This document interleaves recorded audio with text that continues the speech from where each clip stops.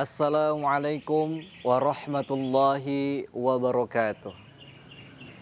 Innal hamdalillah nahmaduhu wa nasta'inuhu wa nastaghfiruh wa na'udzu billahi min syururi anfusina wa min sayyiati a'malina. May yahdihillahu fala mudhillalah wa may yudlilhu fala hadiyalah.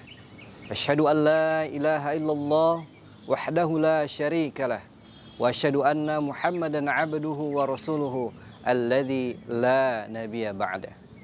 Amma ba'du, pemirsa YPSA TV yang dirahmati Allah Subhanahu wa taala.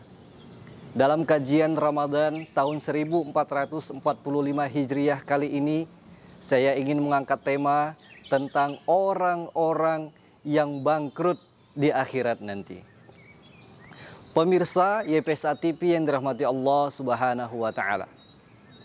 Ada sebuah kisah menarik yang kisah ini merupakan riwayat sahih dari baginda Rasulullah Muhammad sallallahu alaihi wasallam. Suatu ketika Nabi Muhammad sallallahu alaihi wasallam berkumpul bersama para sahabatnya di tempat yang mulia. Seraya baginda Nabi bertanya kepada sahabat beliau. Apa kata Nabi sallallahu alaihi wasallam? Ya ashabi, atadrusuna 'anil muflis. Wahai para sahabatku, sudahkah kalian mengetahui tentang orang-orang yang bangkrut? Ini adalah pertanyaan sekaligus memberikan pelajaran kepada teman-teman dan sahabat-sahabat Nabi sallallahu alaihi wasallam. Orang yang bangkrut, inilah sama artinya dengan orang yang merugi, orang yang mendapatkan kesialan.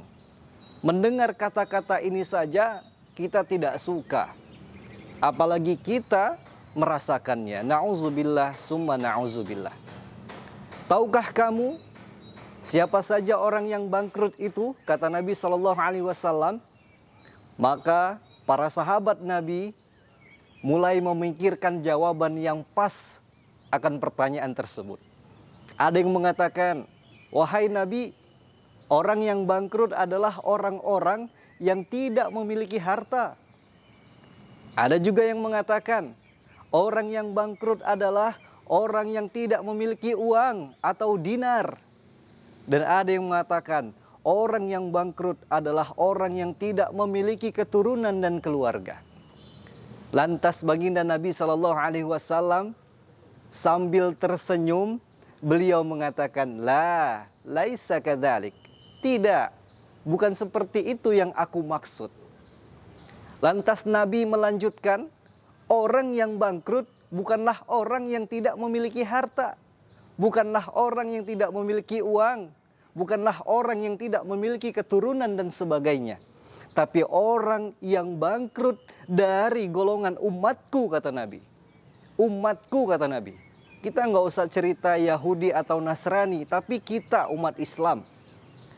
Orang yang merugi dari umatku, kata Nabi sallallahu alaihi wasallam, adalah orang yang pada hari kiamat dia menghampiri Allah Subhanahu wa taala, datang menuju Allah Subhanahu wa taala dengan membawa amal-amal ibadahnya, tapi satu sisi dia juga datang membawa dosa-dosa dan kesalahannya. Inilah orang-orang yang bangkrut.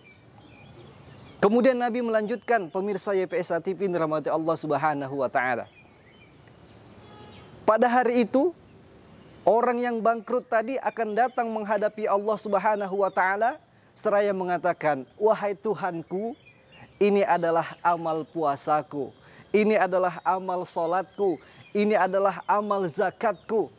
Maka izinkanlah aku memasuki surgamu atas amal-amal ibadah yang aku bawa ini hari ini kepadamu.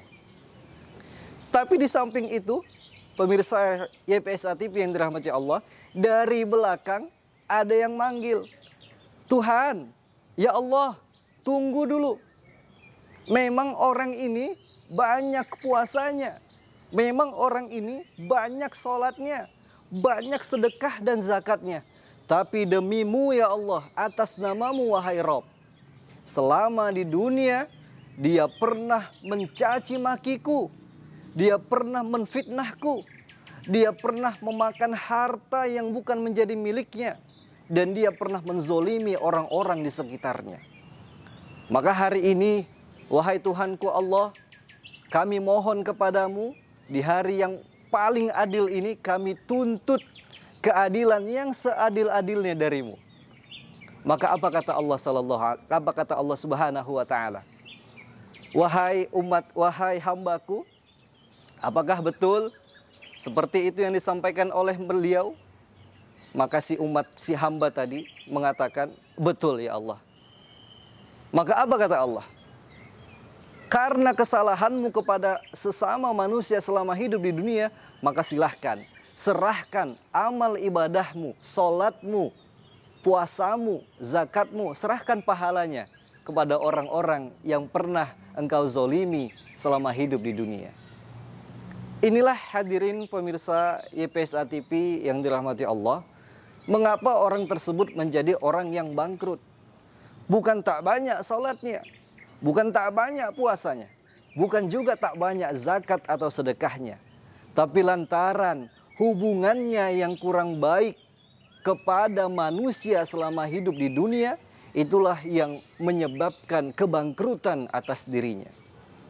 Orang yang difitnah dia tadi, tercoreng nama baiknya, jelek di mata manusia, kemanapun saja dia pergi, orang menilainya sebagai jelek, orang yang buruk. Difitnahnya dia, dimakan hartanya secara batil. Maka orang yang pernah disakiti selama hidup di dunia nanti akan menuntut keadilan kepada orang-orang yang pernah menzolimi. Na'udzubillah, summa na'udzubillah.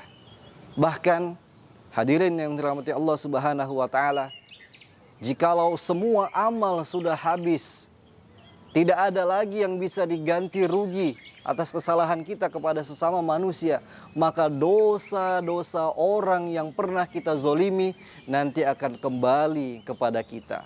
Itulah kebangkrutan dan kehinaan yang paling menyesalkan bagi orang-orang yang selama hidup di dunia tidak menjalin hubungan baik kepada sesama manusia. Maka di akhir kesempatan, saya ingin berpesan kepada diri saya pribadi dan kita semua hadirin pemirsa YPSA TV yang dirahmati Allah. Mari kita jaga hubungan baik kita kepada Allah. Hablum minallah. Tetapi jangan lupa untuk juga menjaga hubungan baik kita kepada sesama manusia. Hablum minallah wa hablum minan nas. Hubungan baik kita kepada Allah itu harus, tapi lebih harus lagi kita juga menjaga hubungan baik kita kepada sesama manusia. Tidak hanya orang Islam, tapi juga orang-orang yang belum menikmati indahnya agama Islam ini. Demikianlah kajian Ramadan 1445 Hijriah tahun ini. Semoga bermanfaat untuk kita semua. Lebih dan kurangnya saya mohon maaf. Wabillahi taufiq wal hidayah. Wassalamualaikum warahmatullahi wabarakatuh.